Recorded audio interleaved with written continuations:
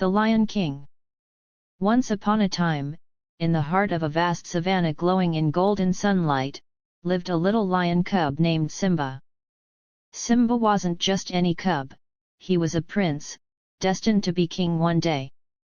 His father, Mufasa, the mighty lion with a mane like a crown, ruled the land with wisdom and kindness.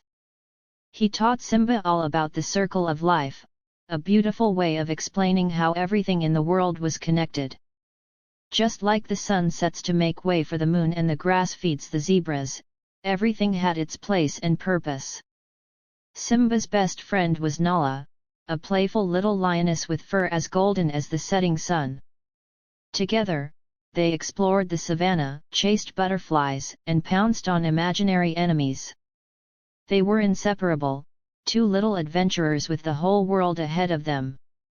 One day, Simba's sneaky uncle, Scar, a cunning lion with a dark mane, decided he wanted to be king instead of Simba. He tricked Simba and his father into a dangerous stampede of wildebeests. Mufasa, trying to save Simba, got caught in the rushing herd and was tragically lost. Simba was very sad and scared. He ran away from the Pride Lands, his home, feeling alone. He stumbled into a lush jungle, far away from everything he knew. There, he was found by Timon and Pumbaa, a meerkat and a warthog who lived by the motto Hakuna Matata, no worries. Timon and Pumbaa, though different from Simba, cared for him like family. They taught him to forget his past and enjoy the carefree life in the jungle. Simba grew bigger and stronger, forgetting his royal lineage and the responsibility that came with it. Years passed, and Simba became a handsome young lion. One day, while chasing a clever bug named Rafiki, the wise mandrill who served as the royal advisor, Simba bumped into Nala, now a beautiful lioness. Nala, surprised to see Simba, was happy but also worried. She saw that Simba had forgotten his past and the troubles the Pride Lands faced. Scar, the mean uncle, had become king and turned the once flourishing land into a barren wasteland. Scar's time as king was marked by laziness, selfishness, and not caring about the circle of life. Nala begged Simba to come back and be the true king. Simba, unsure at first, remembered the things his father taught him and the pride he felt being Mufasa's son. He realized he couldn't ignore his responsibility and let Scar keep ruining the Pride Lands.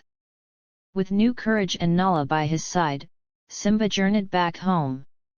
He met with Rafiki, who reminded him of who he truly was, a future king.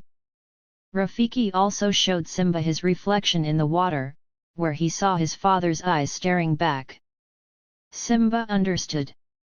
He was Mufasa's son, and the future king. He couldn't let fear stop him anymore. He had to fight for what was right, not just for himself, but for the whole Pride Lands. Simba returned with a roar, challenging Scar for the kingship. A big fight happened, Simba remembering his training and fighting with the courage of a true king. Scar, weakened by years of laziness, was eventually defeated. With Scar gone, Simba climbed up Pride Rock, the symbol of royalty. He looked over the land, once barren but now hopeful for a better future. Nala stood beside him, and together, they began to fix the damage Scar had caused. Simba, remembering the circle of life, knew everyone had a role to play. He restored the balance in the Pride Lands, allowing the animals to live in peace and harmony. Simba became a wise and fair king, just like his father. And so, the little lion cub who once ran away, scared and alone, returned as a strong and responsible leader. He had learned that facing your fears, honoring your family, and understanding the circle of life were the true marks of a king. The end.